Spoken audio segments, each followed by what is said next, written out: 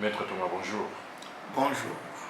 Maître Thomas, nous allons parler d'une thématique. La thématique, c'est bien évidemment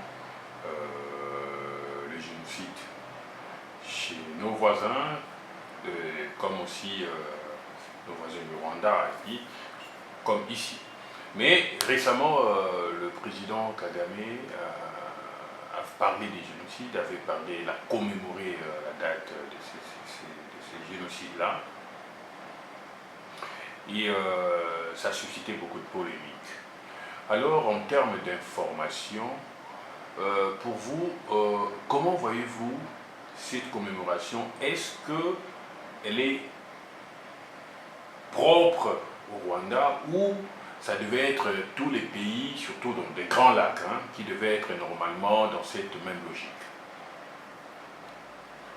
Merci tout d'abord pour la question.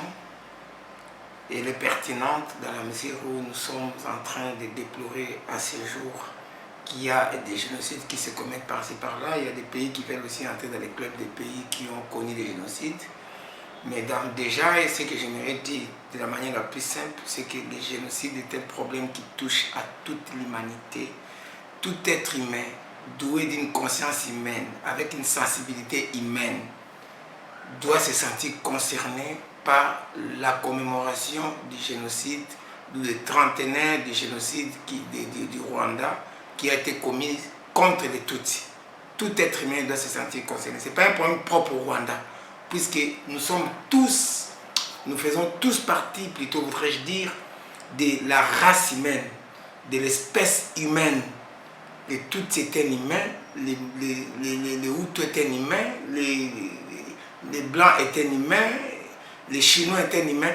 Tout celui qui se sent de la famille humaine devait se sentir concerné par cette commémoration du trentenaire des génocides commis au Rwanda contre les Tutsis. Et il y a eu quand même des victimes collatéraux, comme des Hutus modérés qui ont protégé les Tutsis, bien que les Hutus n'étaient pas la cible principale de ces génocides, mais beaucoup ont péri dans la foulée, et même de toi, puisque je rappelle qu'il y a trois groupes de population, trois classes de population au Rwanda. Il y a les Tutsis, il y a les Hutus, il y a les Twa, mais tous font partie des Banyarwanda, mais les personnes ciblées étaient les Tutsis.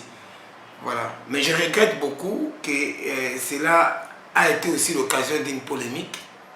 Je ne sais pas si vous aviez remarqué, on voulait essayer d'amener les problèmes du crash du Falcon qui transportait le président Habyarimana comme étant, bien sûr c'est vrai, nous reconnaissons que c'est un élément déclencheur.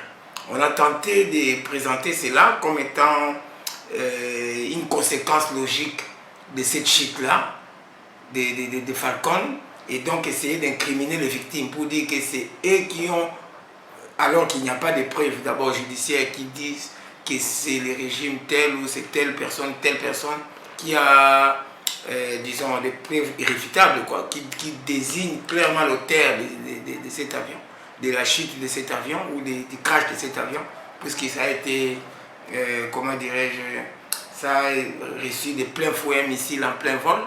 Vous voyez, donc on n'a jamais déterminé. Malheureusement, j'ai regretté personnellement que dans un moment aussi solennel où nous commémorons les morts, alors c'est les morts en masse des innocentes personnes qui ont été victimes des crimes les plus odieux, parce que je rappelle que le génocide, c'est la destruction de toute ou partie d'une population qui est ciblée en raison de sa race, ou de son appartenance politique, de son tribal, ou quoi que ce soit. Donc quand ils sont ciblés.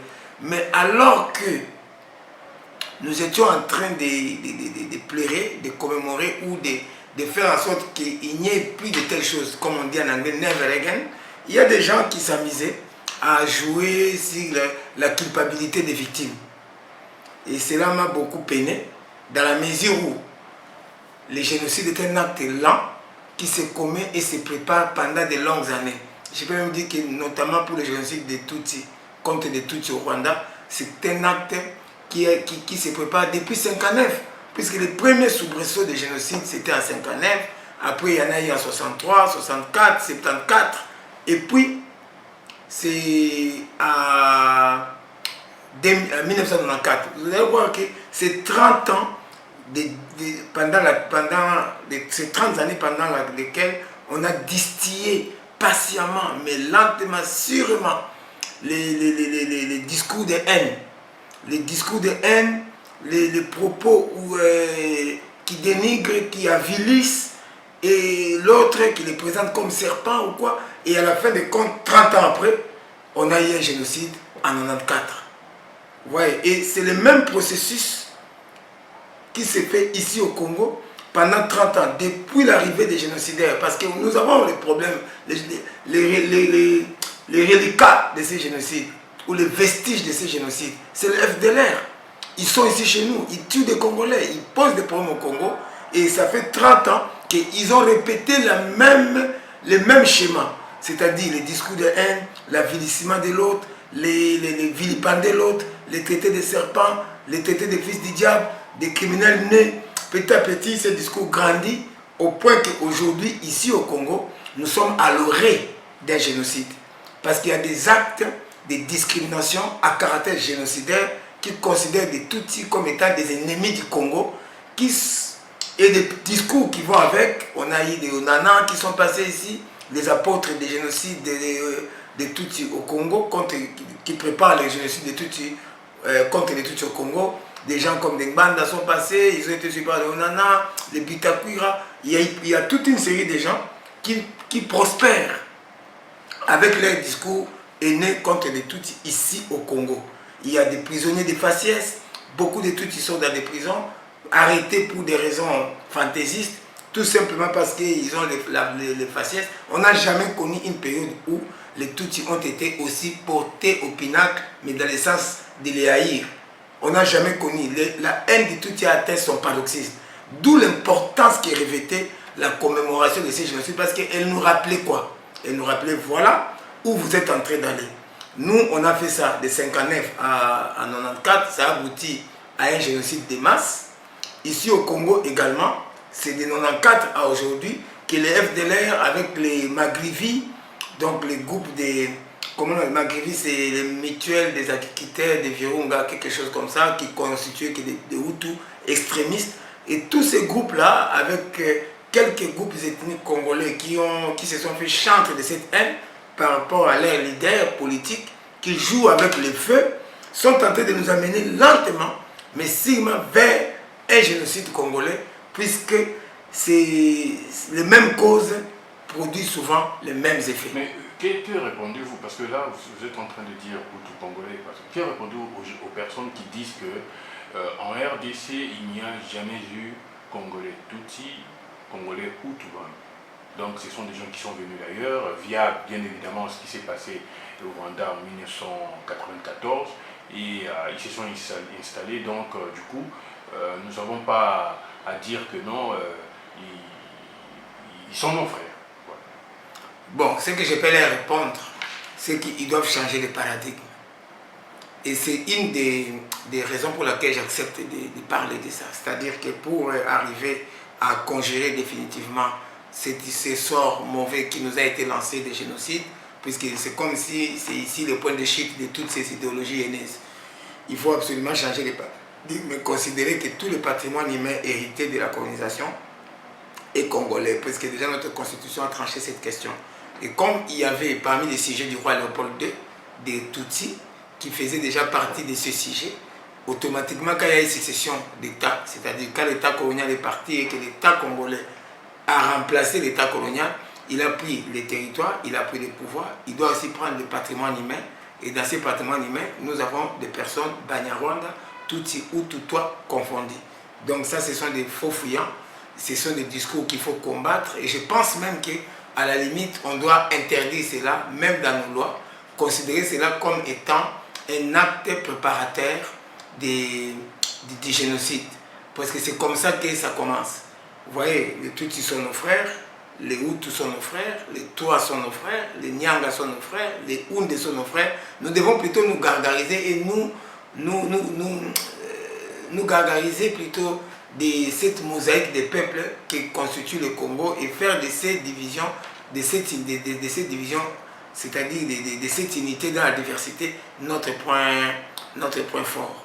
Mais seulement, cette commémoration est utile. Pourquoi? Parce que même dans la Bible, on dit vaut mieux aller dans une maison en deuil plutôt que dans une maison en fête. Parce qu'une maison en deuil vous permet de réfléchir.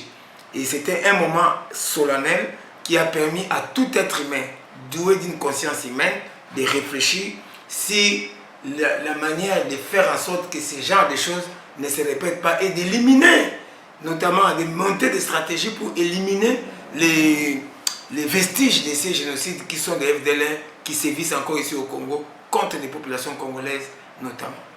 Alors, selon vous, ça va être certainement une dernière question. Quelle est la posture que le gouvernement devra avoir pour qu'on ne parle plus de cela, pour que même la population, les citoyens lambda, ne voient pas, parce qu'aujourd'hui, il faut le dire, c'est devenu une réalité, même quand vous partez dans des quartiers, les Rwandais, en globalité, sont vus comme des personnes vraiment nuisibles, quand bien même que le combat serait entre le gouvernement rwandais, donc le président de la République rwandais, pas entre les peuples congolais et rwandais, mais ça commence à s'apparenter comme si c'était un problème individuel et personnel entre un Rwandais et Congolais. Quel est le conseil que vous pouvez donner? Quelle est la posture que la RDC doit avoir, ou le gouvernement, pour faire taire toute cette machination qui prend quand même de la hauteur? Bon, je pense d'abord que les leaders politiques qui sont à la base de cette perception de la population doivent changer de paradigme et changer de discours.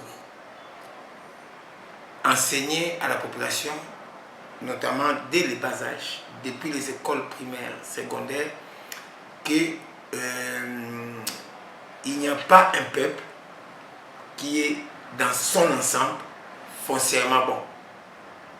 Tout comme il n'y a pas un peuple qui dans son ensemble est foncièrement mauvais. Il y a des bons et des mauvais dans chaque peuple, dans chaque population, dans chaque tribu. Il en est de même pour les Tutsis qui sont des êtres humains comme nous tous. On ne doit pas mystifier les Tutsis, faire des extraterrestres. Ils sont comme nous, ils ont les mêmes passions que nous, ils ont les mêmes désirs que nous, les mêmes désirs de paix aussi. Ils l'ont.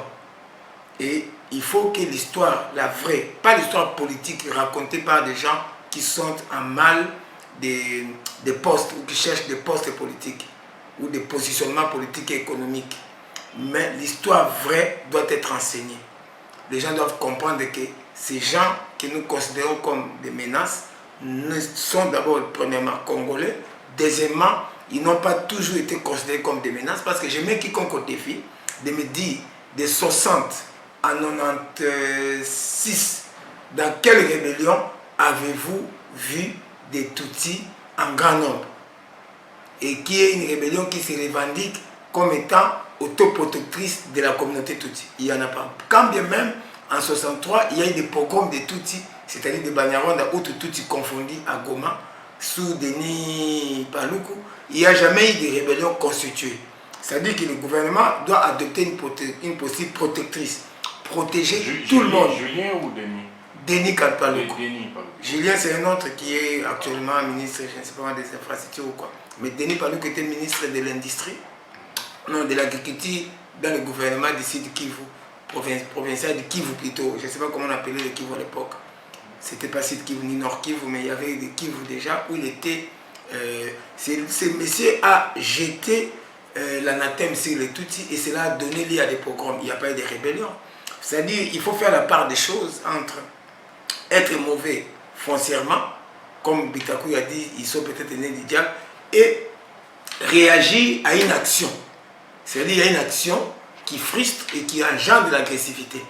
C'est-à-dire que le gouvernement, pour éviter, il doit éviter des frustrations à caractère identitaire. Comme dire aux gens, vous n'êtes pas des conventions de frustration à caractère identitaire, et il doit protéger également tous les citoyens. Pas seulement Tutsis, Libanais, tout celui qui vit au Congo doit pouvoir voir sa vie être sacrée, comme la Constitution le dit, et être protégée. Ne pas permettre que n'importe quel individu tue n'importe qui. Le monopole de l'usage légitime de la force doit revenir à l'État.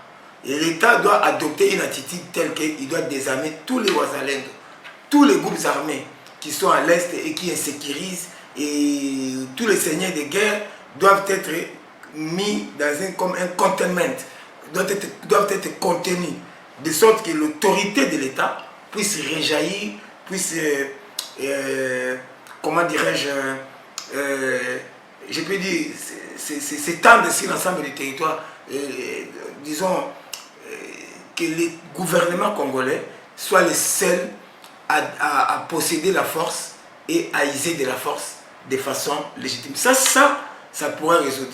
Au-delà du fait qu'on doit changer de paradigme, enlever dans la tête des gens qu'il n'existe pas de Tutsi congolais, comme disait les tristement célèbres Mbanda, qui étaient plutôt frustrés de ce qu'ils ont perdu le pouvoir à la suite d'une rébellion où le fer de lance était des Tutsis. Donc on doit enlever ces paradigmes-là.